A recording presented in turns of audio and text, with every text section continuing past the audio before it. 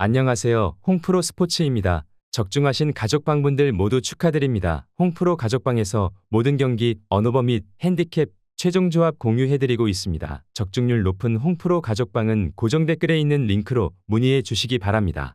6월 8일 일본 축구 7경기 분석 시작하겠습니다. 첫 번째로 아키타 vs 구마모토 경기 알아보겠습니다. 먼저 아키타는 구마모토를 상대로는 전적이나 상성이 좋은 편이다. 물론 아키타가 구마모토의 약한 수비를 완벽하게 공략하는 모습을 보여주는 것도 아니다. 가고시마를 상대로 롱볼로만 경기를 운영하며 무득점 무승부에 그친 경우도 있었던 만큼 철저한 수비를 하며 역습 한 방으로 경기를 가져오는 스타일을 보이는데, 지난해에도 구마모토에게 1승 1무로 강했지만 2득점 이상을 기록한 매치는 없기도 했다. 이어서 구마모토는 웅크리는 팀을 상대로 약하다는 약점이 있다. 짧은 패스 위주로 빌드업을 풀어가는 성향을 보이는데, 어쩔 수 없이 군마 같은 꼴찌 팀을 상대로도 득점을 기록하지 못하며 전전긍긍하는 모습을 자주 보이는 편이다. 대신 구마모토가 주도권 자체를 잡고 가는 편이라서 구마모토의 실점폭 자체가 아키타 상대로 크지 않다는 점은 다행스러운 부분일 것이다. 구마모토가 주도권 자체를 잡으면서 쇼패스 위주로 플레이를 하게 될 것으로 보인다. 다만 이 상황에서 아키타가 버티며 한 방으로 가는 것을 잘 막아내지 못하는 모습을 보이는데, 물론 아키타도 롱볼 위주로만 공격이 풀리고 있다는 단점이 있다는 걸 감안해야 하는 매치업이다. 무승부를 추천합니다. 두 번째로 반포레 고우 대 베갈타 센다이 경기 알아보겠습니다. 먼저 고우는 상당히 결정적인 순간에 약한 모습을 보여주고 있다. 상당히 압박이 강한 팀이기도 하고 특히 부상자들이 많은 상황이라서 체력적인 부분을 경기 내내 이어가는 것이 어려워 보이는 상황이기도 하다.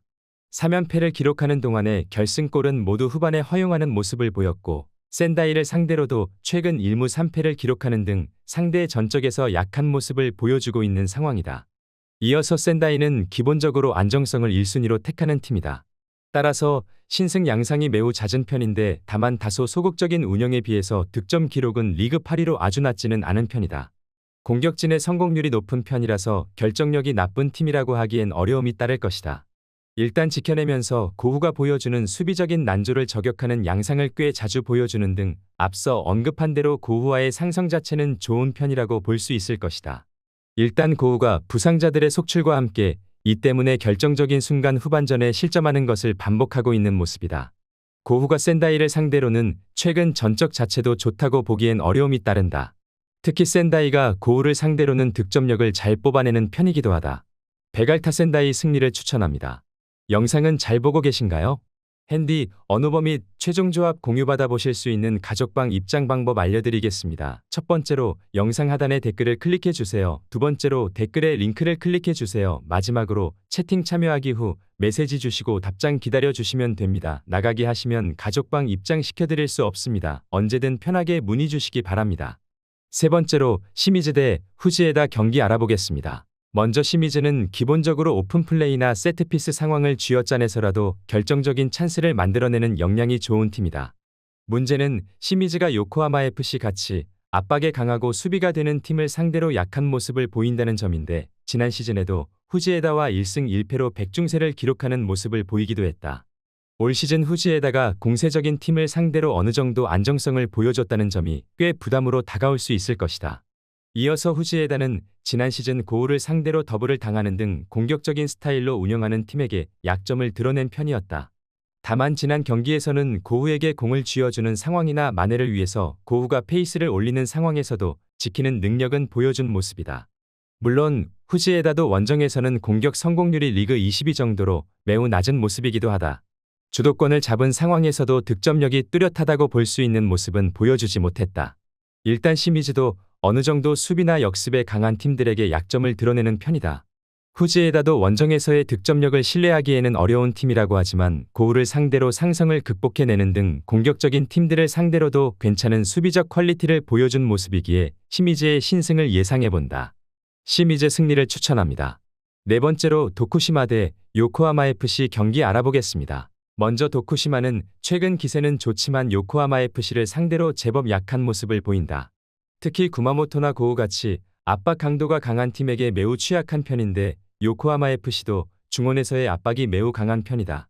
그나마 웅크리는 상황에서 스코어 차이를 좁히는 것으로 대응하면 어느 정도 버티는 능력을 보여주기는 하나, 요코하마 FC가 경기 내내 지공에 매달리는 모습은 아니기도 했다. 이어서 요코하마 FC는 도쿠시마가 상당히 웅크리는 편이기에 주도권을 쥐고 경기를 운영할 가능성이 높다. 다만 지난 경기에서도 박스를 제대로 타격하는데 지공이 큰 도움이 되지는 못했던 모습이다. 그래도 장신 선수를 투입해서 최대한 단순하게 박스를 타격하는 것은 효과를 본 모습이었고 도쿠시마를 상대로 우위를 더 많이 만드는 모습을 보여주기도 했다. 어쨌든 도쿠시마도 웅크리며 골 차이를 좁히는 모습은 보여준 바 있고 요코하마 FC도 공을 잡은 상황에서는 그다지 박스를 타격하는 모습을 보여준 것은 아니다. 그러나 요코하마가 장신 선수를 투입해서 최대한 직선적으로 가는 양상의료 효과를 보았다는 것을 간과해선 안 될 것으로 보인다. 요코하마 FC 승리를 추천합니다.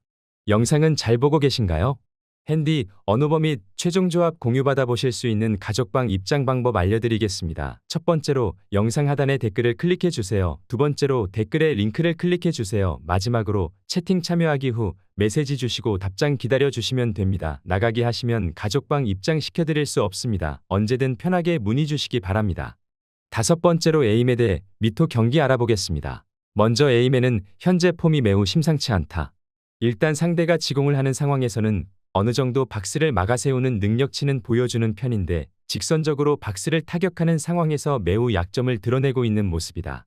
때문에 제프나 오이타 같은 팀들에게도 다실점이 나올 정도로 수비에서도 기복이 심한 모습이다.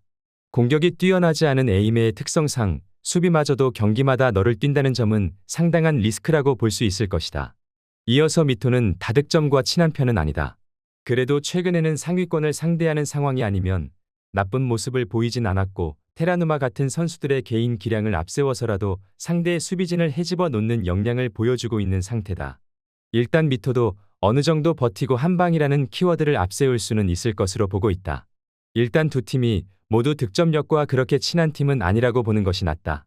그래도 미토는 어느 정도 개인 기량을 가지고도 상대 수비진을 헤집어 놓는 것 정도는 보여주고 있고 에임에도 상대가 직접적으로 박스를 타격하는 데는 약한 모습을 보여주고 있는 상황이기도 하다.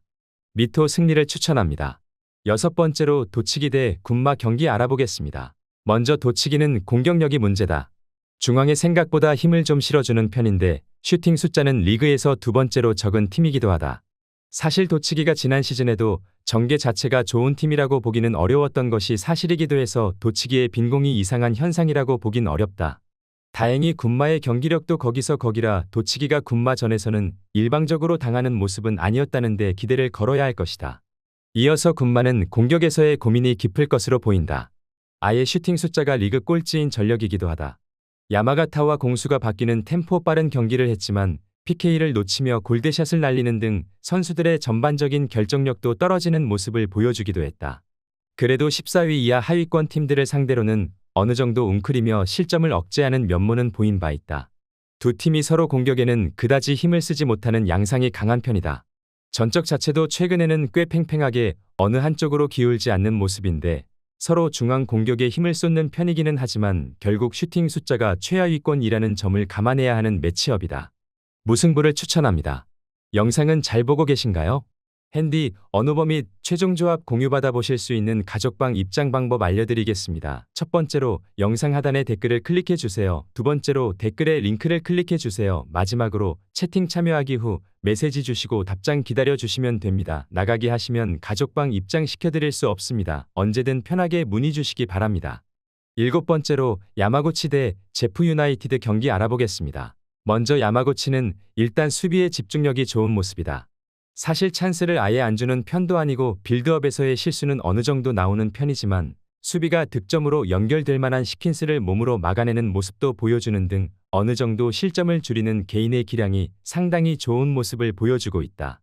일단 지난 경기 시미즈를 상대로도 승리를 거두었다는 것은 자신감의 포인트가 될 수 있을 것이다. 이어서 제프는 압박의 강도를 전방에 투사하면 어느 정도 득점을 기록하는 면모를 보여주는 편이다. 다만 상위 전력을 압박으로 확실히 제압하는 유형을 자주 보여주지 못했다는 점은 감안할 필요가 있을 것이다. 특히 자신들이 압박을 당하는 상황에서는 전반적으로 직선적 공격이 풀리는 타입이다. 제프도 야마구치 상대로 전적은 좋아도 득점 기록에 기복을 보인다는 건 불안 요소가 될 수 있을 것이다. 일단 야마구치도 어느 정도 수비진의 집중력이나 골을 차단하는 능력이 좋은 편이다. 제프도 자신들이 압박을 받으면 공격이 단순해지는 문제를 벗어나지 못하고 있는 모습을 보이기에 야마구치에게 가능성이 더 보이는 매치업이기도 하다. 야마구치 승리를 추천합니다.